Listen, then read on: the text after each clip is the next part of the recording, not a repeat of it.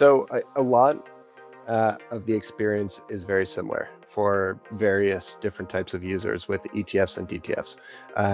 Just like with ETFs, with the DTF, anyone can buy it in one click on a exchange, right? In traditional finance, that is a brokerage. In crypto, that it might be an exchange like Kraken, it might be a decentralized exchange like Aerodrome or Uniswap, but anyone can buy it there. One of the main differences on that front is um, in a typical ETF, only qualified participants are able to do the arbitrages when the net asset value of the underlying assets differentiates from the net asset value or the price of the ETF itself. And so there's few parties they need to be permissioned in order to partake in that arbitrage, to do the creation and redemption events of the ETF itself.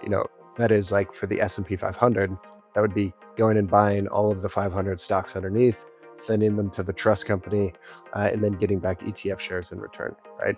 And so that's like a very specific, highly regulated process that's been going on. With the DTF, that's all encoded in smart contracts, and actually anyone can participate. So anyone can go get all of the underlying assets, deposit them into the protocol, and get the DTF back as a receipt token. And so, once that happens, anyone can do it. But once that happens, that token can then be sold on a place like Kraken, or can then be sold in a place like Aerodrome or Uniswap.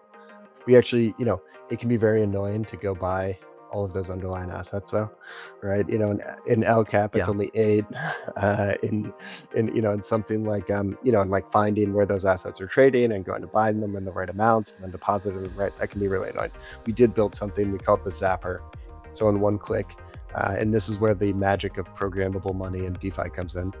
In a single trade, you can actually take something like USDC or Ethereum or any other stablecoin, and send it to the Zapper. It will go out, it will find the exact amounts of each of the underlying assets and buy them in a single transaction and deposit them into the protocol, and then get you the DTF back all in a single transaction. So that's where Wow. like the magic of DeFi really comes in, and where programmable money is going to unlock better experiences in this case, but also I think there's so much more that can be unlocked by bundling things together like that, automating them, making them cheaper and easier to do.